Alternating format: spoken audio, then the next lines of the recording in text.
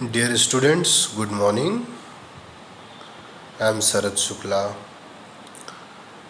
Today now we are going to discuss class 9th, 3rd unit, political science book, first chapter. What is democracy? Why democracy? So now we can start the topic. Democracy.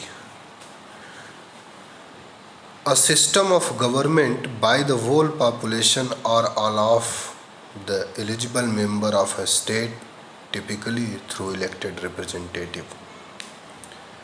Democracy शब्द का तात्पर्य हिंदी में होता है लोकतंत्र। लोकतंत्र से आशय है लोक, लोक मतलब जनता, तंत्र मतलब व्यवस्था, ऐसी व्यवस्था जो जनता द्वारा संचालित हो या जनता द्वारा चुने गए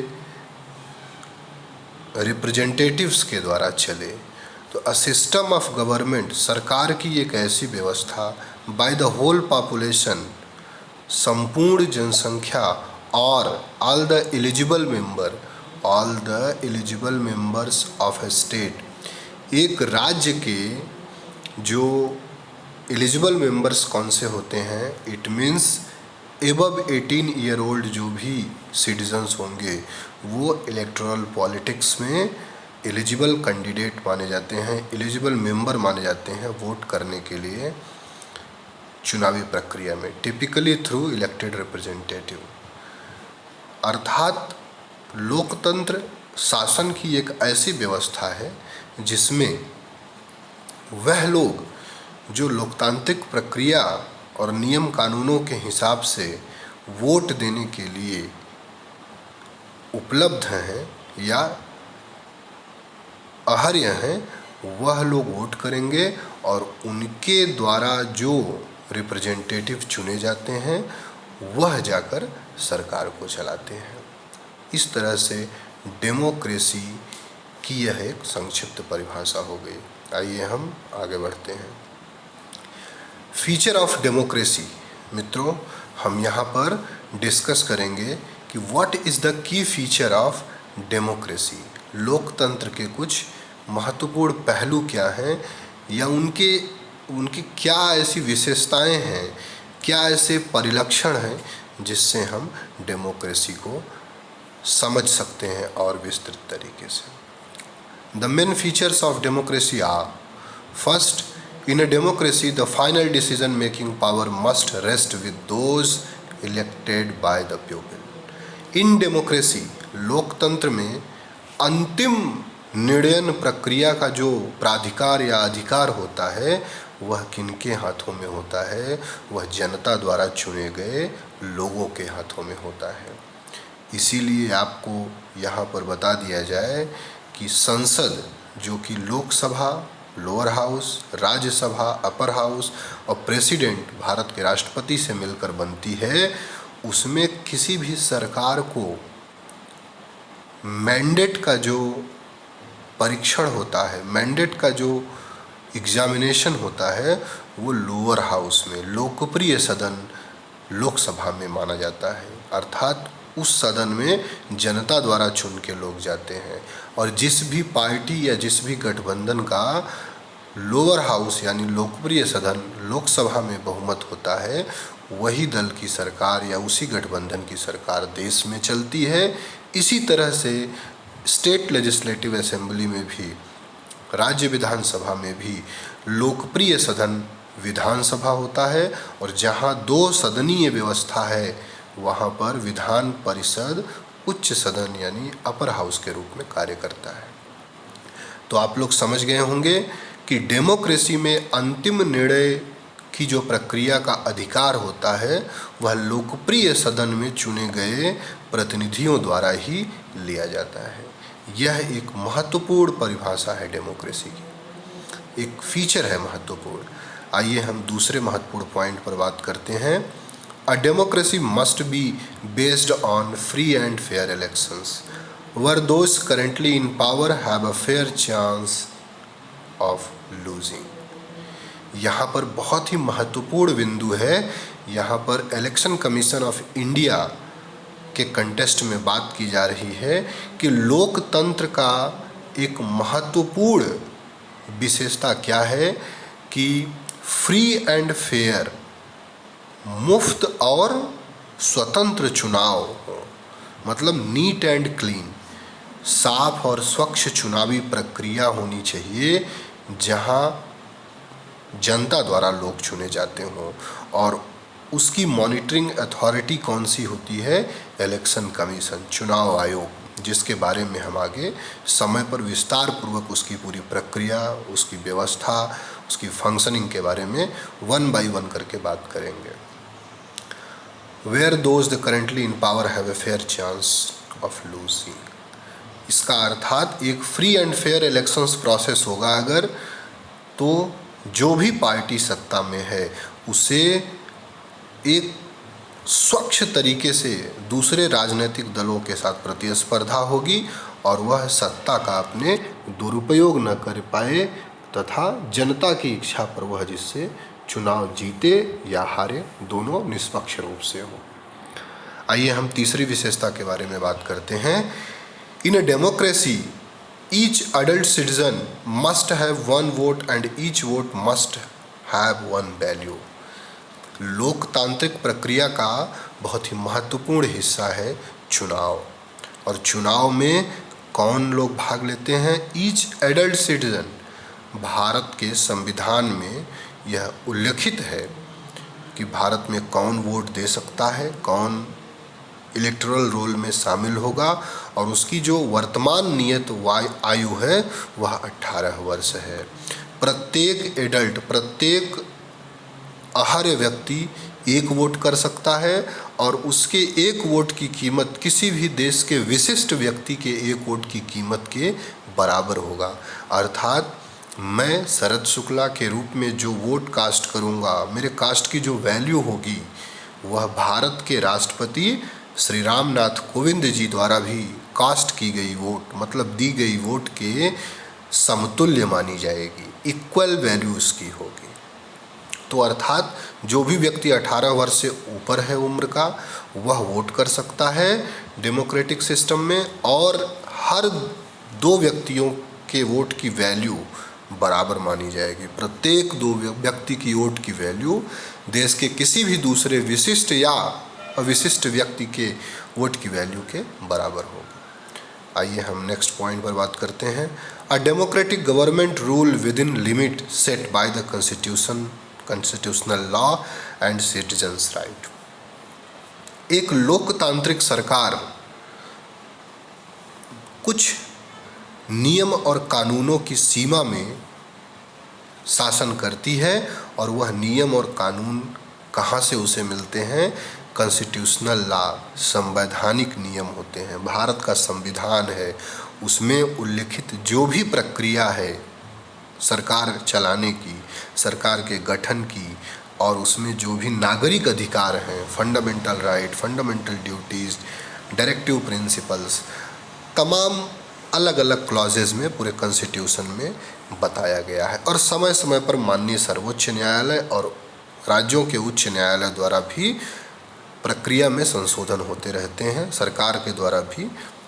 तो constitution of India and supreme courts के अलग अलग जजमेंट और रूल्स एंड रेगुलेशंस के हिसाब से एक सीमा के अंदर डेमोक्रेटिक गवर्नमेंट, लोकतांत्रिक सरकार कार्य करती है, और उसकी सीमाएं क्या हैं? भारत का संविधान। मूलतः किसी भी सरकार की अपनी सीमा या अपनी लेवरेज क्या है?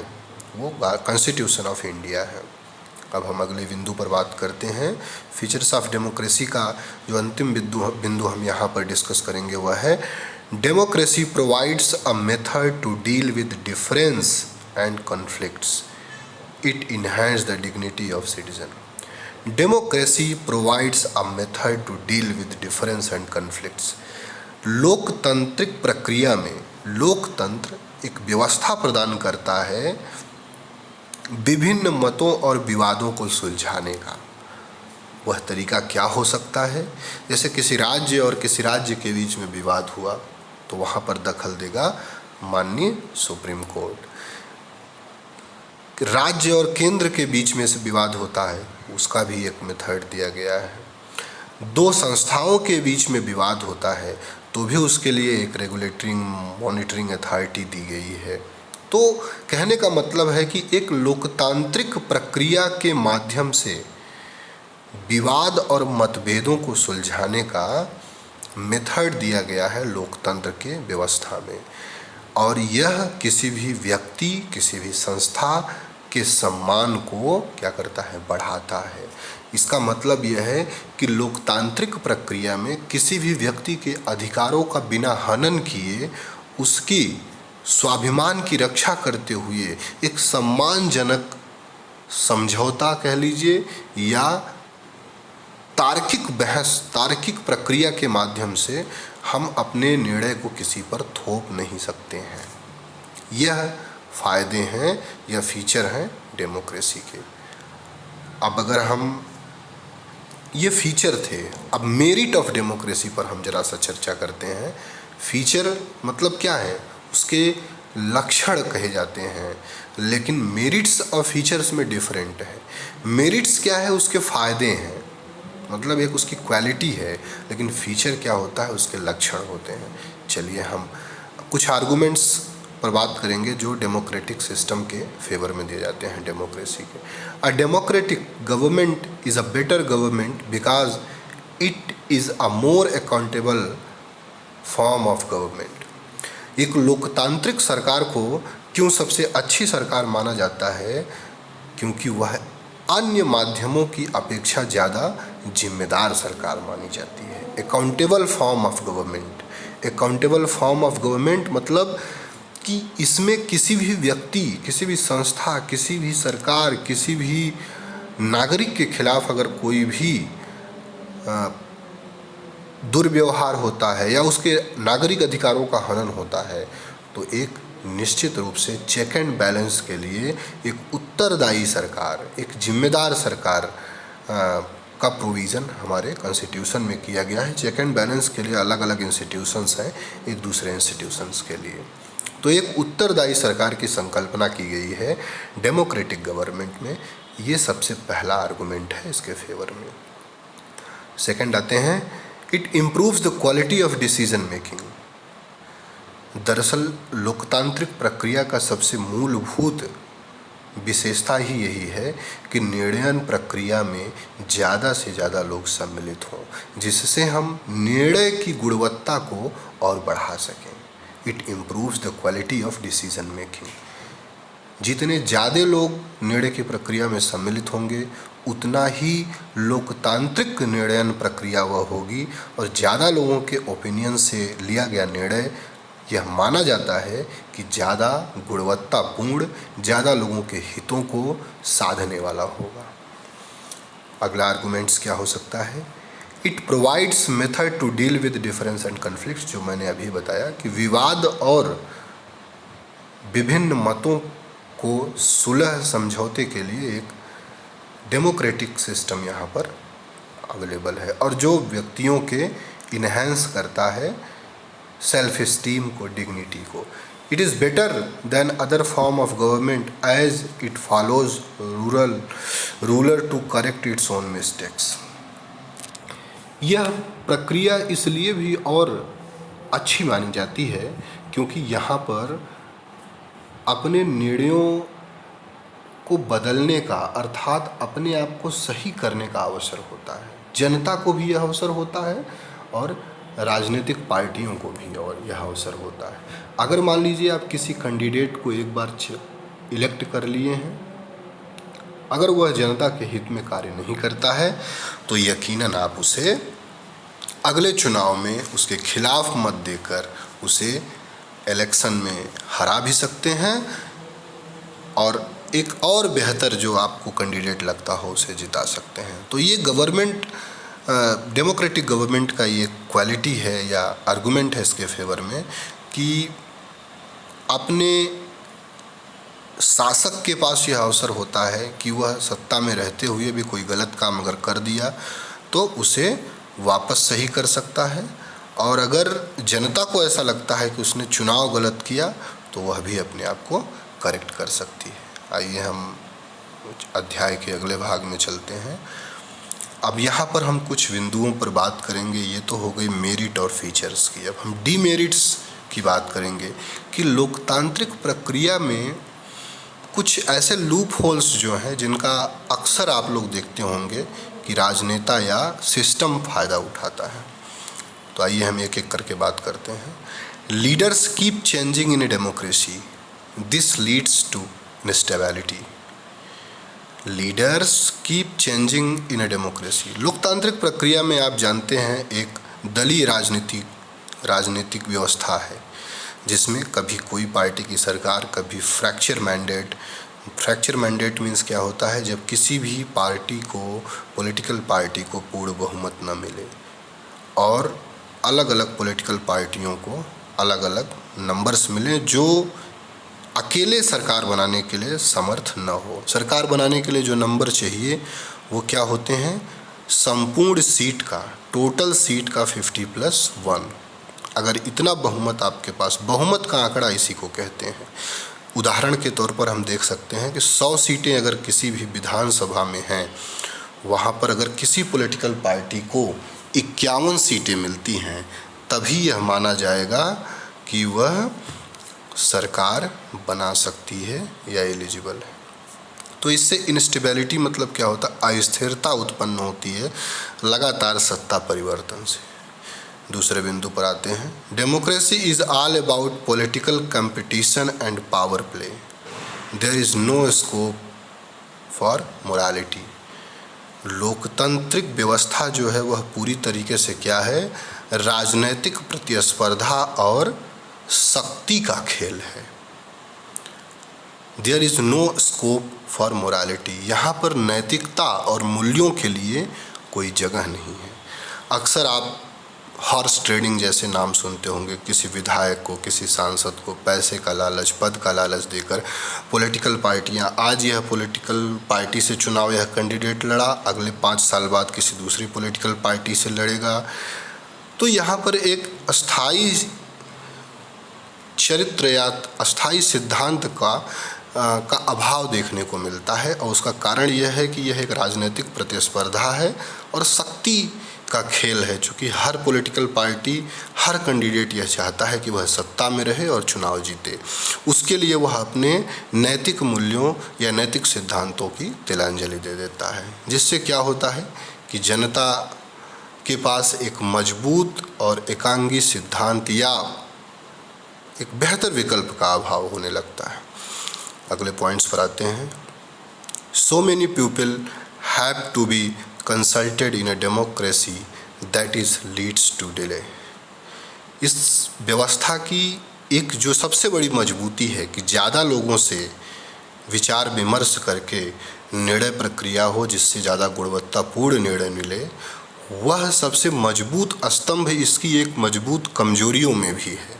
वह कैसे, जब ज़्यादा लोगों के कॉन्फ्लिक्ट ऑफ इंटरेस्ट एक मुद्दे पर टकराते हैं तो वहाँ अनिर्णयन की स्थिति उत्पन्न होती है, अर्थात निर्णय प्रक्रिया में डिले होता है और यह डिले निर्णय न लेने के लिए बाध्य करता है, जो एक खामी के रूप में इस प्रक्रिया में देखा जाता है। आइए हम अगले पॉइंट पर आते हैं। Elected leaders do not know the best interest of the people, it leads to bad decision making.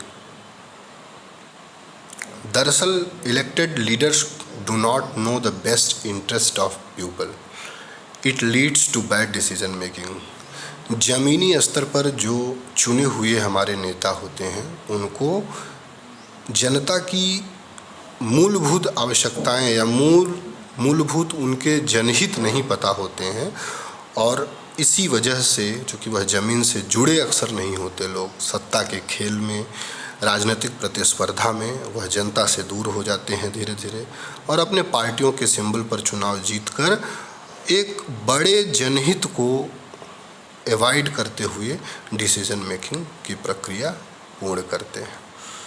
इससे क्या होता है कि जनता का हित प्रभावित होता है। 5वां पॉइंट हम डिस्कस करेंगे। Democracy leads to corruption because it is based on electoral competition. दरअसल लोकतांत्रिक पूरी व्यवस्था चुनावी प्रतिस्पर्धा पर आधारित है, तो यह एक भ्रष्टाचार को भी जन्म देती है, धन बल को जन्म देती है, क्राइम को जन्म देती है। लोग पैसे बांटकर जीतना चाहते हैं इलेक्शन, पैसे देकर किसी व्यक्ति के मनोभाव को परिवर्तित करने का प्रयास करते हैं। यह सब करके डेमोक्रेसी को अपने हिसाब से मोल्ड करते हैं और जो उसके मूल भाव हैं उससे डेमोक्रेसी दूर जाती है। तो डियर स्टूडेंट्स, ये हम चैप्टर 1 3rd यूनिट का पॉलिटिकल साइंस का what is democracy, Y democracy का पहला पार्ट वीडियो देखे हैं। आप इसको पूरा सुने, बार बार देखें, लाइक करें, कमेंट करें और शेयर करें। हम लोग पार्ट 2 वीडियो भी आगे लेकर आएंगे। इसी क्रम में पार्ट 3, पार्ट 4 इस तरीके से छोटे छोटे वीडियोस बनाकर आपको यह चैप्टर पूर्ण किया जाएगा। धन्यवाद।